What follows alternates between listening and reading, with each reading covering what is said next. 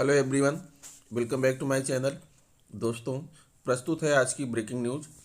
1 फरवरी से खोलेंगे स्कूल, कार्रवाई हुई तो करेंगे चुनाव का बहिष्कार। चुनाव के लिए विद्यालय न देने का लिया निर्णय, स्कूल न खोले गए तो होगा आंदोलन। गांव-गांव जाकर बच्चों को शिक्षित करेंगे गुरुजी। 1 फरवरी से निर्धारित सभी परीक्षाएं स्थगित। 5 वर्ष की उपलब्धियों की रिपोर्ट तलब।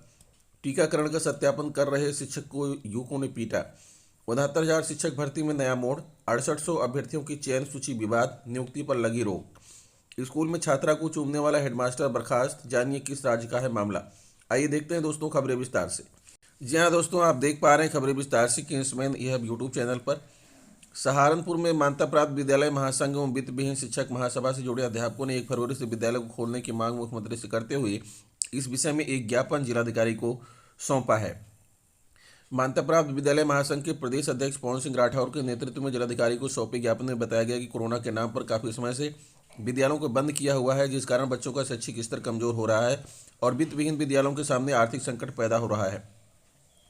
सीबीएसई लखनऊ मैनेजर्स एसोसिएशन के शनिवार को ऑनलाइन हुई बैठक में बंद विद्यालयों को तत्काल प्रभाव से खोलने की मांग की गई। बैठक में शामिल प्रदेश भर के सीबीएसई स्कूल के प्रबंधकों ने चर्चा के बाद यह निर्णय लिया कि जल्द सरकार द्वारा स्कूलों को खोलने का निर्णय नहीं लिया गया तो वे प्रदेशव्यापी आंदोलन के लिए बाध्य होंगे। एसोसिएशन के अध्यक्ष श्याम पचौरी ने कहा कि इतना ही नहीं, स्कूल प्रबंधन अपने स्कूलों की बस, पोलिंग बूथ व चुनाव कर्मचारियों को ठहरने के लिए स्कूल नहीं देंगे। साथ ही ऑनलाइन क्लास भी तत्काल प्रभाव से बंद कर देंगे। उन्होंने बताया कि मंगलवार को पूरे प्रदेश स्कूल प्रबंधक अपर मुख्य सचिव अवनीश अवस्थी से मिलकर ज्ञापन देंगे और स्कूलों की समस्या से अवगत कराएंगे। इसके बाद भी सकारात्मक निर्णय नहीं हुआ तो वे पूरे प्रदेश में धरना प्रदर्शन करेंगे। उन्होंने कहा कि कोविड के कारण सिर्फ स्कूल कॉलेज ही बंद किए गए हैं, जबकि कोचिंग, बाजार, माल सभी कुछ खुला है। अन्य प्रदेशों में विद्यालय खोल दिए गए हैं, लेकिन सिर्फ उत्तर प्रदेश में ही नहीं खोले जा रहे हैं, जबकि इससे विद्यार्थियों की पढ़ाई का भी नुकसान हो रहा है। और बैठक में मुरलीधर यादव, पुष्प रंजन अग्रवाल, एमपी सिंह, अमित कुमार, शिवमूर्ति मिश्रा, आरसी सेंगर, ब्रिजाज सिंह, राकेश गर्ग, बीडी सिंह आदि उपस्थित थे। गौरीगंज अमेठी कोविड संक्रमण के बीच शिक्षण व्यवस्था को सुचारू रूप से संचालित करने के लिए मिशन प्रेरणा की ई पाठशाला 6 शुरू कर दी गई है। योजना के तहत परिषदीय स्कूलों में पंजीकृत विद्यार्थियों को मोहल्ला पाठशाला के साथ ऑनलाइन विधि से शिक्षित किया जाएगा। 100 दिन के रीडिंग कैंपेन के साथ शैक्षणिक सामग्री साझा करते हुए सपोर्टिव सुपरविजन की जिम्मेदारी एआरपी को दी गई है। बेसिक शिक्षा विभाग के 1139 प्राथमिक, 234 उच्च प्राथमिक व 197 कंपोजिट परिषदीय स्कूल के अलावा 33 सहायता प्राप्त जूनियर हाई स्कूल व 35 राजकीय स्कूल में शिक्षा सत्र 2021-22 में 1.98 लाख बच्चे पंजीकृत हैं। शीतकालीन अवकाश के बाद कोविड संक्रमण के कारण स्कूलों में लगातार अवकाश चल रहा है। ऐसे में बच्चों की शिक्षा प्रभावित हो रही है। बच्चों की शैक्षिक गतिविधि को प्रभावित होता देख बेसिक शिक्षा विभाग ने मिशन प्रेरणा की पाठशाला 6 शुरू कर दी है। योजना के तहत गुरुजी अब तक की स्कूल के बजाय मोहल्लों में जाकर कोविड प्रोटोकॉल के बीच विद्यार्थियों को पढ़ाएंगे।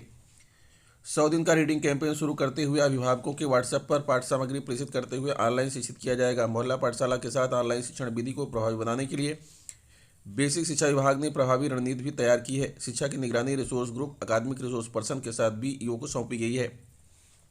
सभी शिक्षकों को स्कूल में मौजूद रहने के साथ मोहल्ला पाठशाला व ऑनलाइन विधि से शिक्षण कार्य करने का निर्देश देते हुए शिक्षण कार्य में लापरवाही बरतने पर कार्रवाई की चेतावनी दी गई है। संचालित होंगी यह गतिविधियां। मिशन प्रेरणा मोहल्ला पाठशाला फेज 6 में शिक्षक मोहल्ला क्लास संचालित करेंगे तो 100 दिन का रीडिंग कैंपेन का संचालन करते हुए प्रत्येक शनिवार को कुछ प्रतियोगिता बच्चों के बीच आयोजित की जाएगी। प्रत्येक कक्षा के लिए प्रतिदिन प्रत्येक विषय की शैक्षणिक सामग्री के साथ रोचक कहानी प्रेषित की जाएगी। एसआरजी व एआरपी ऑनलाइन बैठक कर शिक्षण कार्य का सुपरविजन करते हुए बेहतर बनाने का काम करेंगे। बच्चे पढ़ेंगे, बुजुर्ग सुनेंगे कहानी। जिला समन्वय प्रशिक्षण अभिनव पांडे ने बताया कि पढ़ना सीखना शिक्षा का मुख्य आधार है। यह अभियान बच्चों को स्वतंत्र रूप से पुस्तकें पढ़ने के लिए प्रेरित करेगा। इससे उनमें रचनात्मक व आलोचनात्मक चिंतन विकसित होगा। योजना के तहत बच्चों को पाठ्य सामग्री के साथ रोचक लेख व कहानी तथा कविता ऑनलाइन भेजी जाएगी। बच्चे कहानी व कविता पढ़ेंगे। घर में मौजूद बुजुर्गों को बच्चों से पठन सामग्री के साथ कहानी व कविता सुनने के प्रति प्रेरित किया जाएगा।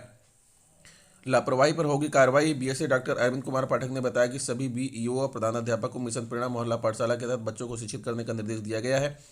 प्रतिदिन आयोजित शिक्षण कार्य को दीक्षा पोर्टल के साथ प्रेरणा पोर्टल पर अपलोड करते हुए SCERT की वेबसाइट से पाठ सामग्री के अनुसार बच्चों को बेहतर शिक्षा देने को कहा गया है। पूरे कार्यक्रम की प्रतिदिन निगरानी की व्यवस्था बनाई गई है। शिक्षण कार्य में रुचि नहीं लेने तथा लापरवाही बरतने की दिशा में विभागीय कार्रवाई की जाएगी। लखनऊ विश्वविद्यालय प्रशासन ने अपने यहाँ 1 फरवरी से निर्धारित अन्य परीक्षाओं को भी स्थगित कर दिया है। यह परीक्षाएं कोरोना संक्रमण के कारण स्थगित कर दी गई हैं।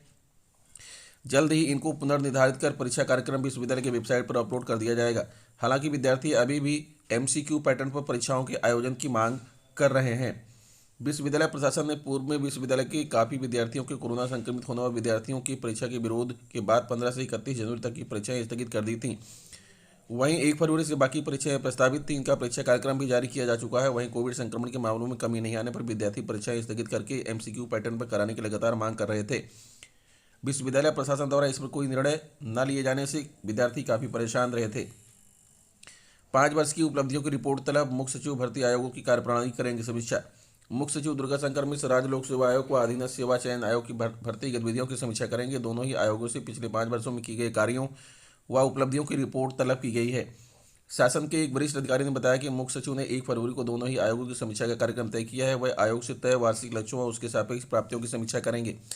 वर्ष 2017 से अब तक की गई नियुक्तियों के ब्यौरे व उस संबंध में की गई कार्रवाई पर बिंदुवार टिप्पणी मांगी गई है। दोनों ही आयोगों के सचिवों को इस संबंध में तैयारी के निर्देश दिए गए हैं।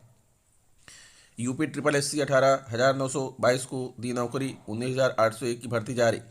अधिकारी के मुताबिक अधीनस्थ सेवा चयन आयोग ने 5 वर्ष में 18,922 अभ्यर्थियों की नियुक्ति की संस्कृति विभाग को भेजी है। इनमें ज़्यादातर को नियुक्ति पत्र वितरित किए जा चुके हैं। आयोग ने प्रारंभिक अर्हता परीक्षा के आधार पर दिसंबर 2021 व जनवरी 2022 में स्वास्थ्य कार्यकर्ता महिला के 9,212, राजस्व लेखपाल के 8,085 तथा अनुदेशक के 2,504 कुल 19,801 पदों पर भर्ती का विज्ञापन निकाला। इन पदों पर भर्ती प्रक्रिया जारी है। आयोग ने कई सुधार लागू किए हैं। इसकी भी जानकारी मुख्य सचिव को दी जाएगी। टीकाकरण का सत्यापन कर रहे शिक्षक को युवकों ने पीटा, किसी तरह से भागकर बचाई जान। जौनपुर के नरेंद्रपुर गांव में शनिवार को कोविड टीकाकरण में लाभार्थियों का सत्यापन कर रहे शिक्षक की गांव के युवकों ने पिटाई कर दी। इसका वीडियो वायरल होते ही पुलिस हरकत में आ गई। पीड़ित शिक्षक राजबहादुर यादव की तहरीर पर पुलिस ने गांव निवासी संजय तिवारी, आयुष तिवारी, तपेंद्र तिवारी पर मारपीट करने सहित गाली गलौज देने का केस दर्ज किया। कोतवाली क्षेत्र के देवरिया निवासी एवं प्राथमिक विद्यालय रारीकला के सहायक अध्यापक राजबहादुर यादव की ड्यूटी नरेंद्रपुर गांव में वैक्सीनेशन में लगाई गई थी, जहां निर्धारित समय पर पहुंचकर वैक्सीनेशन लगवाने वालों का सत्यापन शिक्षक द्वारा किया जा रहा था। इसी बीच गांव के कुछ मनबड़ ने पहुंचकर शिक्षक से घर पर चलकर सत्यापन करने की बात कहने लगे। जब शिक्षक द्वारा यह कहा गया कि हमारी ड्यूटी जहां लगी है वहीं सत्यापन करेंगे, इसी बात को लेकर मनबड़ों ने शिक्षक की पिटाई शुरू कर दी। शिक्षक ने किसी तरह से भागकर अपनी जान बचाई। घटना का वीडियो सोशल मीडिया पर वायरल हो गया। शिक्षकों ने प्रशासन को दी चेतावनी। थोड़ी देर में CHC के अधीक्षक डॉक्टर संजय द्विवेदी मौके पहुंच गए। घटना की खबर लगते ही खंड शिक्षाधिकारी नरेंद्र मिश्र सहित शिक्षकों का जमावड़ा थाने पर हो गया। शिक्षक संघ के अध्यक्ष सुधीर सिंह ने प्रशासन को चेताया कि शिक्षक की पिटाई करने वाले अवांछनीय तत्वों की जब तक गिरफ्तारी नहीं होगी, शिक्षक ड्यूटी नहीं करेंगे। इस मौके पर प्राथमिक शिक्षक संघ के अध्यक्ष सुधीर सिंह, सुड्डू शिक्षक संघ के अध्यक्ष उमेश चंद मिश्र, पूर्व माध्यमिक शिक्षक संघ के अध्यक्ष राम सिंह, अनिल पांडे, चंद्र प्रकाश यादव, राधेश्याम चौरसिया, देवेंद्र यादव, शरद यादव, डॉक्टर ओम प्रकाश गुप्ता, कमलेश सिंह, विपुल पाल, सुनील चतुर्वेदी आदि मौजूद थे। 69,000 शिक्षक भर्ती में नया मोड़। 6800 अभ्यर्थियों की चयन सूची पर विवाद, नियुक्ति पर लगी रोक। पढ़ें विस्तार से पूरा मामला। उत्तर प्रदेश के प्राथमिक स्कूलों में 69,000 सहायक शिक्षकों की भर्ती मामले में एक नया मोड़ आ गया। इलाहाबाद हाईकोर्ट की लखनऊ पीठ के समक्ष हाल ही में राज्य सरकार द्वारा जारी 6800 अभ्यर्थियों के अतिरिक्त चयन सूची को चुनौती दी गई है। कोर्ट ने कहा कि वर्ष 2018 में विज्ञापन 69,000 रिक्तियों के अतिरिक्त बगैर विज्ञापन की एक भी नियुक्ति नहीं की जा सकती। राज्य सरकार ने बीती 5 जनवरी को 6800 अभ्यर्थियों की एक अतिरिक्त चयन सूची जारी करने का निर्णय किया था, जिसको लेकर फिर मामला कोर्ट पहुंच गया। न्यायमूर्ति राजेंद्र राय ने यह अंतरिम आदेश भारती पटेल व 5 अन्य अभ्यर्थियों द्वारा दायर एक याचिका पर सुनवाई करते हुए दिया। कोर्ट ने पहली नज़र में देखा कि चूंकि सर्वोच्च न्यायालय ने स्पष्ट रूप से निर्देश दिया है कि 69,000 से अधिक की कोई भी रिक्ति जो 1 दिसंबर 2018 को विज्ञापित नहीं की गई थी को भरने की अनुमति नहीं दी जानी चाहिए। इसलिए किसी भी परिस्थिति में विज्ञापित किए गए 69,000 से अधिक किसी को नियुक्त नहीं किया जा सकता। कोर्ट ने कहा कि अब यह राज्य को तय करना है कि उसे इस मामले में क्या करना है, क्योंकि यह दिलचस्प स्थिति राज्य ने पैदा की है। लेकिन एक बात बहुत स्पष्ट है कि 69,000 रिक्तियों से अधिक एक भी नियुक्ति नहीं की जा सकती। अतिरिक्त नियुक्तियों पर रोक लगाते हुए कोर्ट ने वर्तमान मामले की पेंडेंसी के बारे में 2 प्रमुख अखबारों में प्रकाशन करने का भी निर्देश दिया है, क्योंकि इसमें काफ़ी लोगों का हित शामिल है।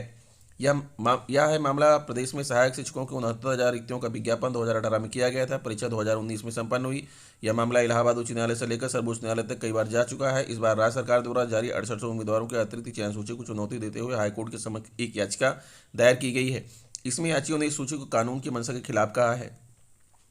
राज्य सरकार ने दी यह दलील। राज्य सरकार की तरफ से महाधिवक्ता राघवेंद्र सिंह ने कोर्ट के समक्ष कहा कि इस अतिरिक्त चयन सूची को जारी करने का कारण यह है कि कुछ आरक्षित श्रेणी के उम्मीदवारों ने इस न्यायालय के समक्ष याचिका दायर की थी, जिसमें इस न्यायालय द्वारा कुछ आदेश पारित किए गए, जिसके आधार पर राज्य ने आरक्षण को अमल पर फिर से विचार किया। नीति के साथ साथ आरक्षण अधिनियम 1994 के प्रावधान सही से लागू न होने के कारण ऐसे आरक्षित श्रेणी के उम्मीदवार जो अन्यथा मेधावी हैं, अर्थात उन्होंने सामान्य श्रेणी के लिए कट ऑफ से अधिक अंक प्राप्त किए हैं, वो नियुक्ति पाने से रह गए थे। महाधिवक्ता ने कहा कि तदनुसार राज्य सरकार ने मामले पर फिर से विचार करने के बाद 6800 अभ्यर्थियों के नाम वाली एक अतिरिक्त नई सूची जारी करने का निर्णय किया, जो आरक्षित श्रेणी के अभ्यर्थी हैं जिन्होंने आरक्षित श्रेणी के लिए कट ऑफ से अधिक अंक प्राप्त किए हैं। चूंकि यह इसी न्यायालय द्वारा पारित आदेशों के परिणाम में किया गया है, इसलिए इस स्तर पर कोर्ट को मामले में हस्तक्षेप नहीं करना चाहिए।